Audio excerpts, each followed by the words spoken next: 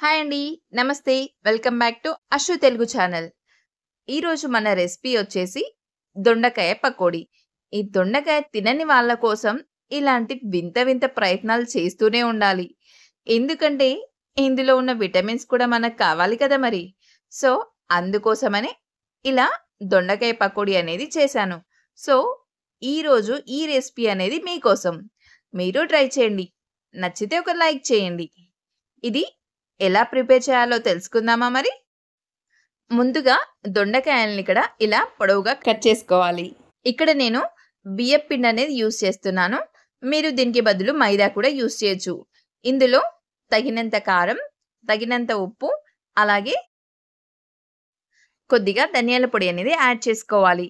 అలాగే మనం కట్ చేసి పెట్టుకున్న దొండకాయలకి ఈ పిండి అంతా కూడా పట్టేలాగా కలుపుకోవాలి. ఇలా కొద్ది కొద్దిగా వాటర్ అనేది యాడ్ చేసుకుంటూ ఈ పిండి అనేది వీటికి పట్టేలాగా కలుపుకోవాలి. ఇలా కలుపుకున్న తర్వాత చూసారా? ఈ విధంగా దొండకాయలకంతా కూడా ఈ పిండి అంతా పట్టేలాగా కలుపుకోవాలి. ఇది ఇలా కలుపుకొని పక్కన పెట్టుకొని ఇప్పుడు ఒక కడాయి తీసుకోవాలి. ఈ కడాయిలో డీప్ ఫ్రైకి సరిపడా ఆయిల్ అనేది తీసుకొని ఆ ఆయిల్ అనేది హీట్ అవ్వనివ్వాలి. ఇలా హీట్ అయిన తర్వాత మనం కలుపుకొని పెట్టుకున్న ఈ దొండకాయలని ఈ పీసెస్‌ని ఒక్కటొక్కటిగా ఇలా ఆయిల్‌లో వేసుకోవాలి.